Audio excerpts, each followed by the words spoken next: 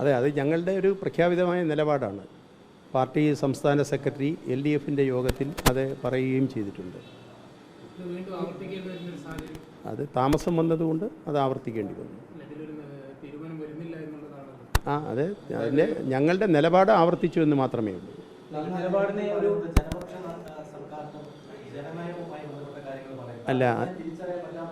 അല്ല ഇടതുപക്ഷ രാഷ്ട്രീയത്തിന് ചില പ്രഖ്യാപിതമായ നയങ്ങൾ ഇന്ത്യയിലുണ്ട്.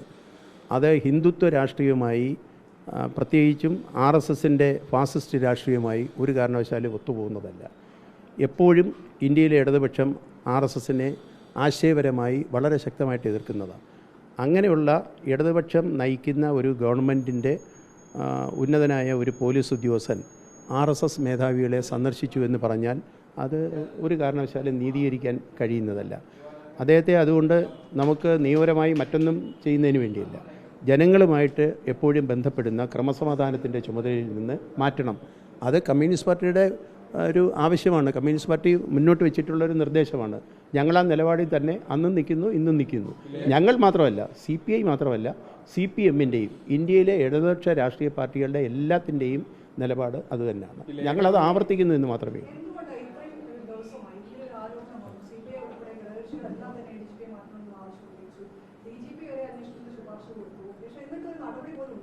അല്ല, DGPയുടെ അന്വേഷണത്തിൻ്റെ ആവശ്യം ഇക്കാര്യത്തിലില്ല. അതുകൊണ്ടാണ് ഞാൻ ആ ലേഖനത്തിൽ അത് ക്ലാരിഫൈ ചെയ്തത്. ഏതെങ്കിലും ഒരു തെറ്റ് ചെയ്യുകയോ കുറ്റം ചെയ്യുകയോ ചെയ്ത ആളിൻ്റെ പേരിലാണ് അന്വേഷണം. ഇത് തെറ്റോ കുറ്റമോ ഒന്നുമുള്ളതല്ല. ഒരു ലെഫ്റ്റ് പൊളിറ്റിക്സിൻ്റെ പ്രഖ്യാപിതമായ നയത്തിൽ നിന്നുള്ള ഒരു മാറ്റം, ആ നയത്തിൽ നിന്ന് രാഷ്ട്രീയ പാർട്ടികൾ മാറിയിട്ടില്ല.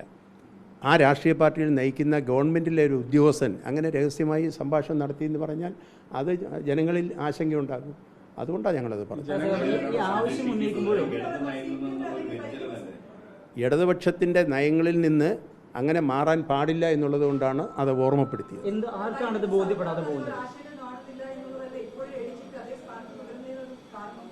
ADGP ആ സ്ഥാനത്ത് തുടരാൻ പാടില്ല എന്നുള്ളത് കൊണ്ടാണല്ലോ വീണ്ടും അത് എഴുതേണ്ടി വന്നത്. അതെ അതെ, അതുകൊണ്ടാണ് ഞാൻ അതിലെ ഒരു കാര്യം കൂടെ വ്യക്തമാക്കിയത്. 2006 പ്രകാശ് സിംഗ് കേസ് ആസാമിലെ കേസാണ്. ആ കേസിൽ 2 വർഷം ഒരു പോലീസ് ഉദ്യോഗസ്ഥന് ആ സ്ഥാനത്തിരിക്കണമെന്നുള്ള നിലയിൽ കോടതിയുടെ നിർദ്ദേശമുണ്ട്. എന്നാൽ അതാണ് ദുർവ്യാഖ്യാനം ചെയ്ത് പലരെയും കേൾപ്പിക്കുന്നത്. അത് തെറ്റാണ്. 2 വർഷം എന്നുള്ളതൊക്കെ ആ വിധിയിൽ പറഞ്ഞിട്ടുണ്ട്. പക്ഷേ അവിടെ പോലീസ് എസ്റ്റാബ്ലിഷ്മെൻറ്റ് ബോർഡിനെ സംബന്ധിച്ച് പറഞ്ഞിട്ടുണ്ട്. DYSPക്ക് മുകളിലോട്ടുള്ള ഉദ്യോഗസ്ഥന്മാരെ സംബന്ധിച്ച്, അവരുടെ ട്രാൻസ്ഫറിനെ സംബന്ധിച്ച്, അവരുടെ മറ്റ് സേവന കാര്യങ്ങളെ സംബന്ധിച്ചൊക്കെ ആ ബോർഡിന് യഥാസമയം ആലോചിച്ച് തീരുമാനമെടുത്ത് ഗവൺമെൻറ്റിന് കൊടുക്കാൻ കഴിയുന്നതാണ്. അപ്പോൾ അതിൻ്റെ ഒരു സാങ്കേതികത്വമാണ് ഈ പറഞ്ഞത് എന്ന് തോന്നിയത് കൊണ്ടാണ് ഞാൻ അതുകൂടി ലേഖനത്തിൽ ക്ലാരിഫൈ ചെയ്തത്. ലോക്സഭാ തെരഞ്ഞെടുപ്പിന് ശേഷം ഇടത് പാർട്ടികൾ പ്രത്യേകിച്ച് കേരളത്തിൽ വലിയ തരത്തിലുള്ള പ്രശ്നമുണ്ട്. അതിനുശേഷമാണ് ഇപ്പം ഇത്തരത്തിലൊരു വിവാദം കൂടി വരുന്നത്. ഒരു മുന്നറിയിപ്പ് എന്ന നിലക്കാണോ CPI ഇക്കാര്യത്തിലൊരു അല്ല, അതങ്ങനെയല്ല. ഇത് അജിത് കുമാർ RSSൻ്റെ നേതാക്കളെ കണ്ടത് 2023 ആ സന്ദർശനം അദ്ദേഹം തന്നെ ഇപ്പം അഡ്മിറ്റ് ചെയ്തിട്ടുണ്ട്, തുറന്നു തന്നെ പറഞ്ഞിട്ടുണ്ട്. ഞാനിങ്ങനെ പോയി എന്നും ഇവരെ 2 പേരെ കണ്ടു എന്നുള്ളതും അദ്ദേഹം തന്നെ പറഞ്ഞിട്ടുണ്ട്.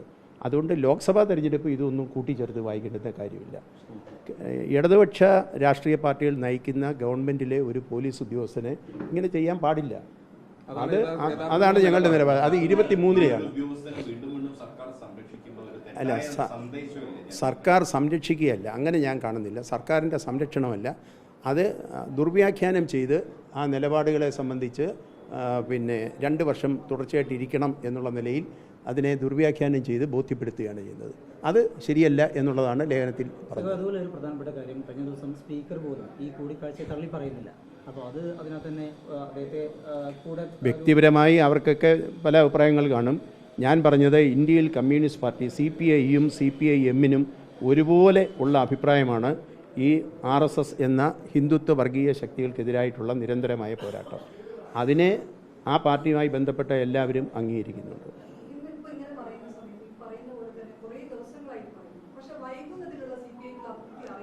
വൈകുന്നതിലുള്ള ആശങ്കയാണല്ലോ ലേഖനത്തിൽ കൂടെ വീണ്ടും പങ്കുവച്ചത്.